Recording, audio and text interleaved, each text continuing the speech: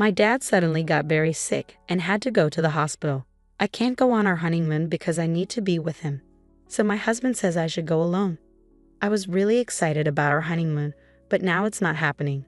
My husband thinks I should still go by myself. But who goes on a honeymoon alone? Then something unexpected happened. My father-in-law, who was supposed to be in the hospital, appeared in front of me. "Why are you here, father-in-law?" "My name is Sarah. I've been with Mark for 5 years, and he finally asked me to marry him this summer." Looking back, those 5 years felt like a long time. We started visiting Mark's parents' house about a year into our relationship, and he met my parents who live far away too. But he always said, "Let's wait until work is more settled," without making a definite plan to get married. Lately he even joked, "Why change anything?" This made me worried. "Mark, I'm turning 30 soon. If you're not going to be honest with me, we might need to end things." After I said that, Mark finally asked me to marry him. We were close to each other's families and had already talked about everything, from our wedding plans to our honeymoon destination. All that was left was to make those plans happen.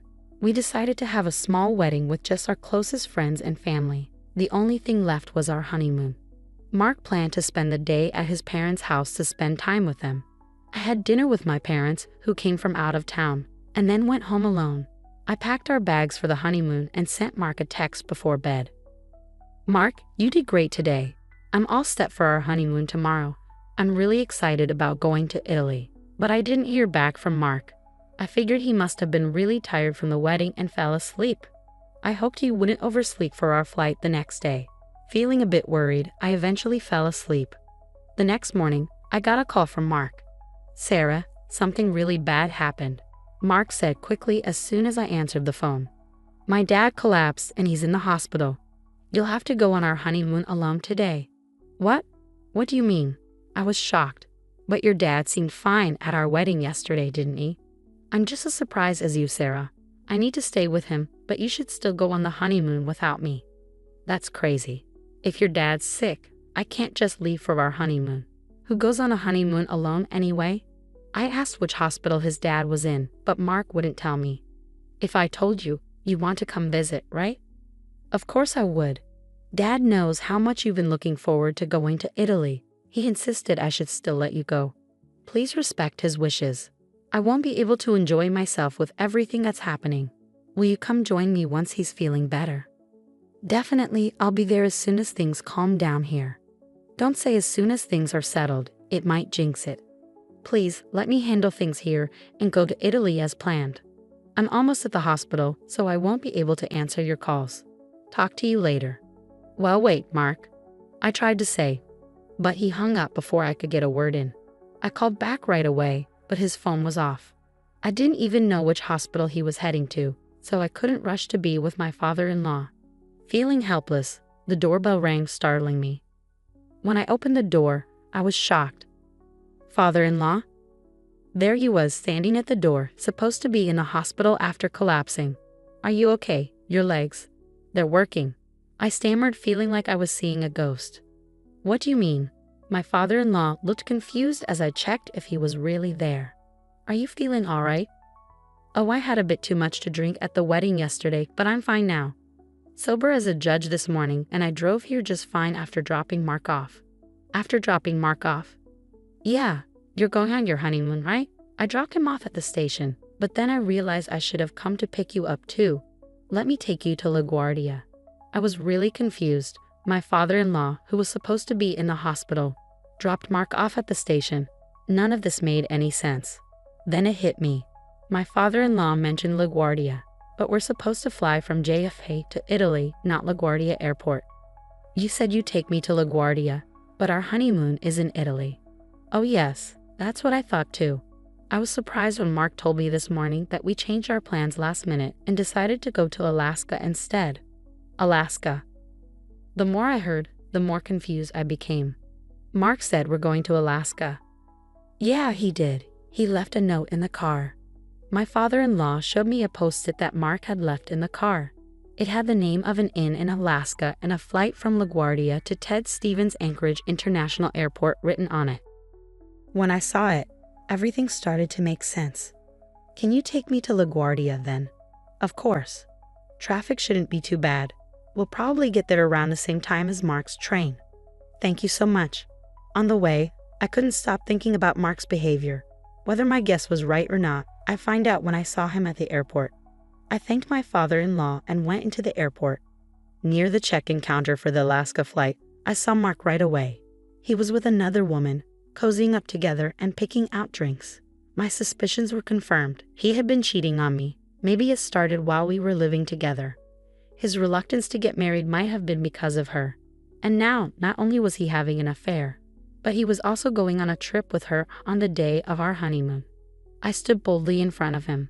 Mark, holding drinks and about to leave the store, saw me and looked shocked. Sarah, what are you doing here? Same question to you. Why are you, who should have been at the hospital with your dad, here? I just came to buy some stuff. Stuff? Did you really come all the way to LaGuardia just to buy drinks? Yeah, Dad wanted some specific airport water. That's funny you say that because I was just with your father. Huh? Your dad came to pick me up in his car. He seemed perfectly fine, which was a big surprise. Oh right, after we talked, he suddenly felt better. He's always been resilient. Mark was sticking to his story. Amidst my shock, I couldn't help but think, what excuse will he come up with next? So who's this woman? Where were you two planning to go? Well, oh right, she's the nurse who looked after Dad. We're going to check out a rehab center for him in Alaska. Your excuses are painful to hear. I was speechless and sighed in disbelief. Enough. Your lies are giving me a headache. It's not a lie, she's really my dad's. Mark's words were interrupted by a voice from behind. My what? I turned around and saw my father-in-law standing there. I thought you went home, I said. I had a feeling something wasn't right, Sarah, so I parked the car and followed you. Looks like I was right. Seeing his dad there, Mark knew his lies weren't going to work. He looked nervous. My father-in-law asked sternly, "Who is this woman?" Well. Before Mark could say anything, the woman spoke up. I'm Amy, Mark's girlfriend. Mark quickly covered her mouth. What are you saying? You need to be honest, Mark. You don't love your wife. Just divorce her already, she said boldly. What? No, just be quiet, Mark exclaimed. Why should I listen to you? You promised to leave your wife for me. That's why you chose me over her today, right? Amy accused. That's because you threatened me, you said. If you don't come to Alaska with me today, I'll tell everyone about us. Mark defended himself. I see, so you were having an affair with her? I said coldly.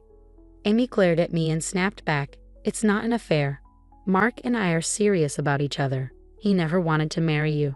At that point, I didn't even want to argue anymore. Fine, do whatever you want. Leaving Mark and Amy behind, my father-in-law and I left the airport. It was 5 days later when Mark came back home. The doorbell rang, and I talked to him through the intercom. Sarah, can you open the door? I can't unlock it. Oh, I changed the locks. You changed them?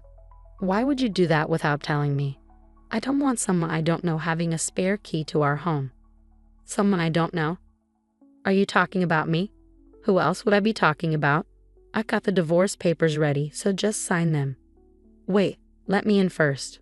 We can talk about this. I kept the door chain on and passed the divorce papers through the crack.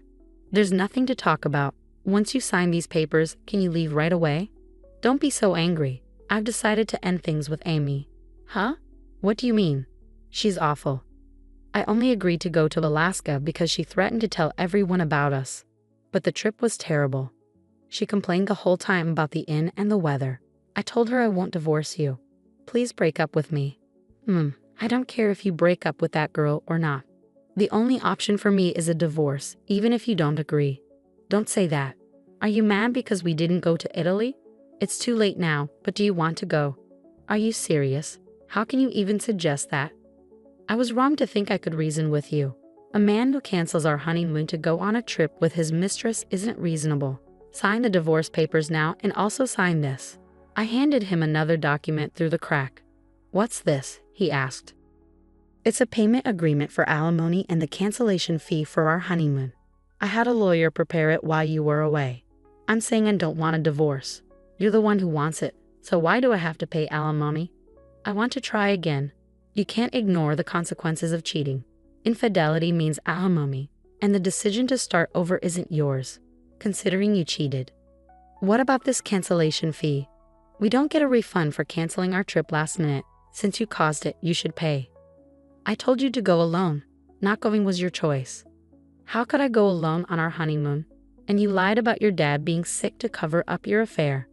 I couldn't go in that situation. I wanted to go to Italy with you, but Amy threatened me. You wouldn't want me to lose my job, would you? Amy threatened to expose you at work. Yeah, exactly.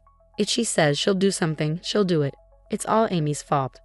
Amy did give off a vibe of unpredictability.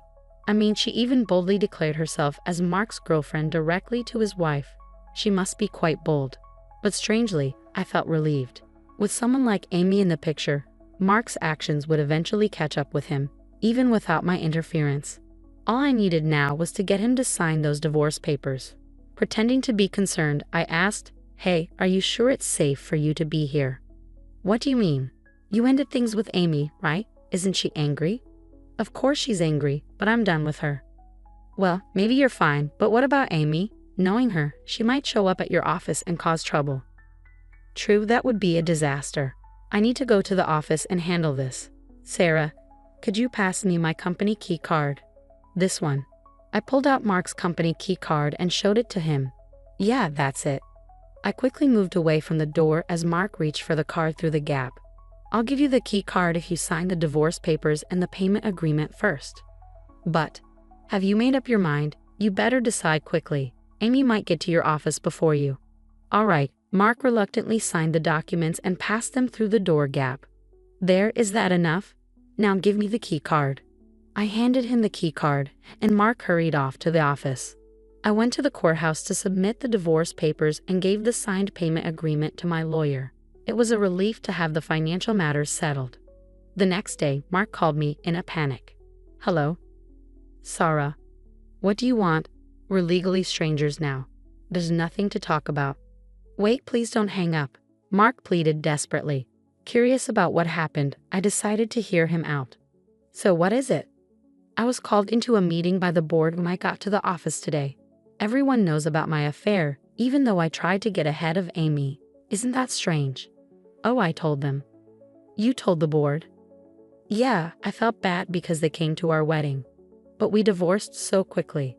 Since you were busy with Amy, I thought I should explain why we split up." "Just the board? You told everyone at my office?" "Yeah. When I told them my husband chose a vacation with someone else over our honeymoon, they were shocked." "But how can I face everyone at work now?" "You don't have to hide anymore. Isn't that a good thing? Don't play games with me, you've ruined everything." "I should be saying that to you. I wish I could get back the 5 years I wasted on someone like you." When I spoke up, he fell silent. "Why don't you just be with Amy? If she cares about you so much, wouldn't she support you even if you quit your job?" "No, being with her only brings trouble. The only one who can support me is you, Sarah." "Well, being with you only brings me trouble. If you want support, maybe you should think about how your actions affect others." "Yeah, I regret it. So can we try again?" "No chance. Maybe it's time for you to reflect, start fresh, and try dating again. Oh, and maybe find a job first." "Sarah, please don't leave me. You're the one who betrayed me first. You'll have to live with your regret." I ended the call abruptly. After that, Mark went back to his parents' house a few times to borrow money. But my father-in-law, who was falsely made out to be seriously ill and used as an excuse for Mark's affair, was furious. Eventually, he cut ties with Mark. Mark started feeling uncomfortable at work and ended up quitting. Job hunting didn't go well, and now he's barely making ends meet by working part-time at a convenience store. On the other hand, I moved into a new home with the alimony from Mark. Even though I changed the locks, it still felt strange living in a place my ex-husband knew about. Mark's parents helped me move. Maybe they saw it as a way to make up for their son's mistakes. I still keep in touch with them and have meals together occasionally. I may not get back the 5 years I spent with Mark, but I'm determined to find someone better next time.